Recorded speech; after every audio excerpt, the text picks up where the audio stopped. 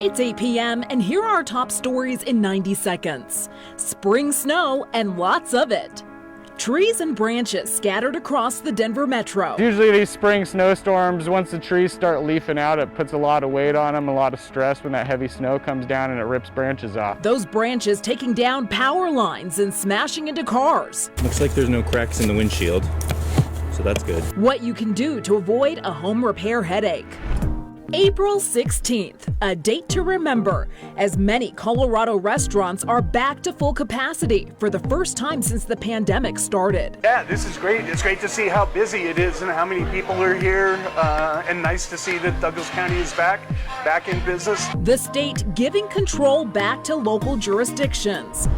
Plus, fraudsters are taking advantage of the Colorado unemployment system. If we had not have put in fraud holds, as we did early on, if we did not have people going through ID Me Now, as difficult as it is for some individuals, and did absolutely nothing, we would have paid out $37 billion in fraudulent payments. And Contact Denver7 is learning exactly how bad it is, with millions of dollars lost. I said, I want to know how come the system is not working. The news comes as many Coloradans still wait to get answers and their benefits. We start off with the spring snow across Colorado. Light snow is still falling at this hour, and cleanup is well underway. Many of us woke up to the streets and sidewalks covered with fresh powder. And it's not over just yet. Meteorologist STACEY Donaldson joins us now. STACEY, we could see more flurries overnight.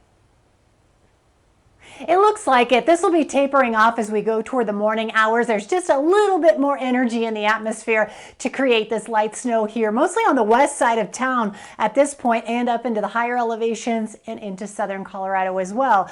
Right now here in Denver, we have some very light snow falling, stretching up into our evergreen and conifer. And like I said, this will taper off going into the rest of tonight. And down south, we also have scattered snow showers as well. Winter weather advisory into southern Colorado for the snow that will be falling. So we'll still have a few flurries in through tonight, but tomorrow we'll start to dry things out. But we do have another snowstorm on the way on the 7-day forecast. I'll let you know exactly when that will be showing up in just a few minutes. Thank you, STACEY. This latest spring snowstorm is causing problems across the Denver metro. It knocked out power, brought down trees, and even damaged cars and homes. Denver7's Addie Guajardo shows us how the cleanup is going and what you can do to prevent these types of problems in the future. A spring snowstorm brought down trees and branches across the Denver metro area, knocking out power and damaging vehicles on the road. Yeah, we definitely do that. Dane Douglas, Awesome, thanks so much. an arborist, woke up to a weight of work. Extremely busy. I think my phone's ringing right now in my pocket, actually. Denver Parks and Recreation received more than 200 calls for trees or branches in streets or the right-of-way. That doesn't even factor in downed trees on private property. Usually these spring snowstorms, once the trees start leafing out, it puts a lot of weight on them, a lot of stress when that heavy snow comes down and it rips branches off. This tree fell towards Downing, just south of Washington Park. Probably 30 feet, as you can see the cars have run over it all day. Other homeowners are dealing with a headache. We've got a tree later today that fell on a roof and it's got some severe roof damage. Kilgore Shattuck considers himself lucky. Looks like there's no cracks in the windshield, so that's good. His walk to work this morning proved to be dangerous. I saw several tree branches fall. Huge tree limbs created hazards on sidewalks across the city.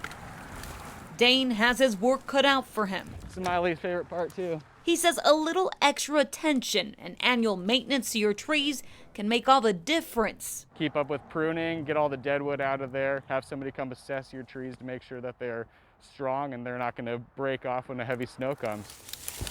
And help ease up the cleanup.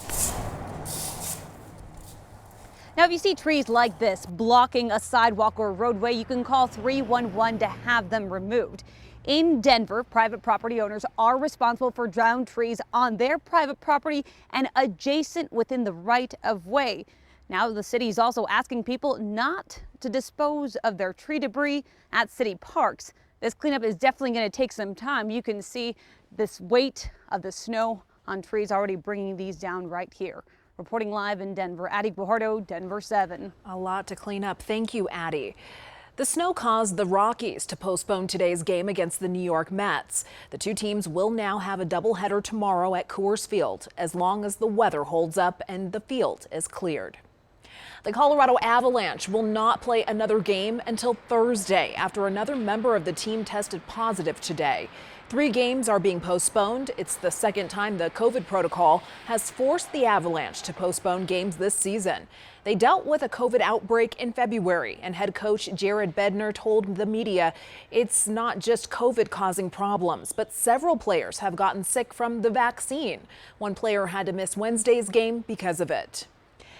Today is the first day many Colorado businesses can reopen with little to no COVID restrictions. Colorado handed over COVID-19 restrictions to local jurisdictions.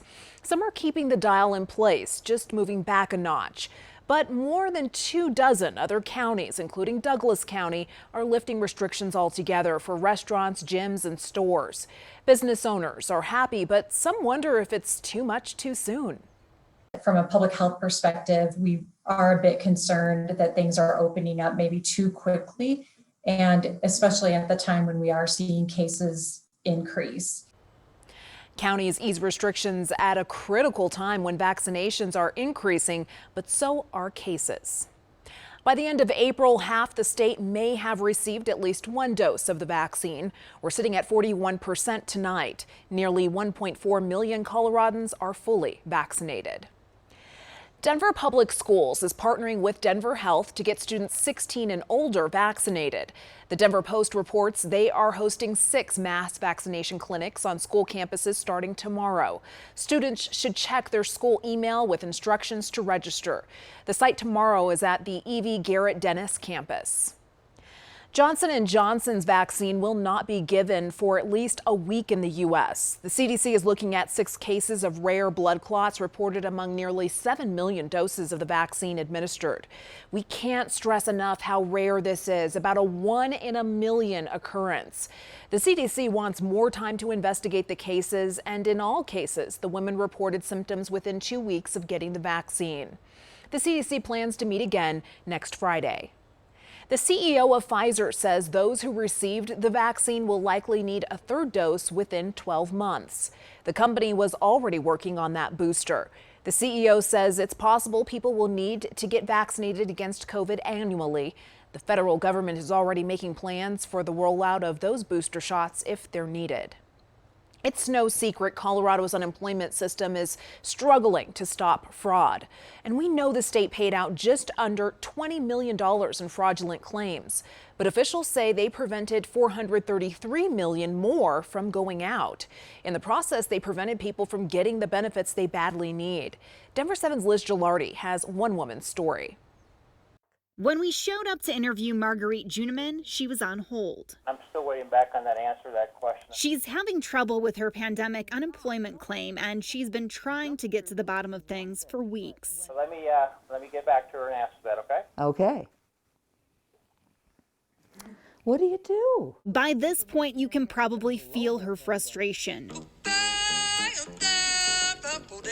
Marguerite is a jazz singer and a music teacher. She's always been self-employed. She recently received a letter from the Colorado Department of Labor and Employment saying her unemployment was not due to a major pandemic. She's trying to file an appeal and verify her identity. Of course, at the end of the game, they're saying, well, you're going to get it all in one lump sum. I said, I don't really care.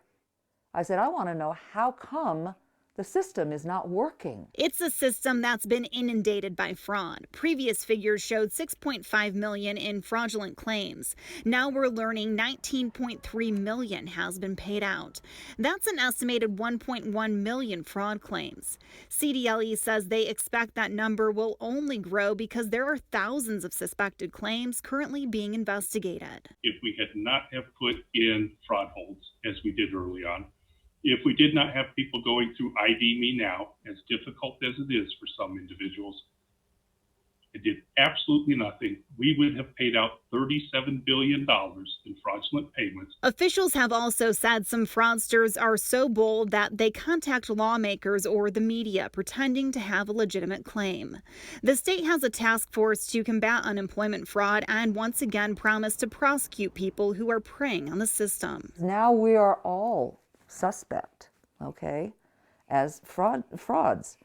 And it's not like, I understand them, that's part of their job. They have to secure that. But while we sat with Marguerite on the phone today, she was unable to get her issue resolved. I am not employed by anyone. I am self-employed, and they're asking me to prove why I was let go of my job. Asking for proof in an attempt to crack down on fraud while legitimate claims are caught in the middle. Liz Gilardi, Denver7. Next at 8. He got out of his car and pretty quickly started some random shooting outside the facility. Another mass shooting in America, this time in Indianapolis. This is the 45th mass shooting in a matter of weeks. We're breaking down the numbers. We opened our February bill and I looked at it and I said, that can't be right. And an outrageous energy bill. The dollar figure so high, a Colorado school district thought it was a joke.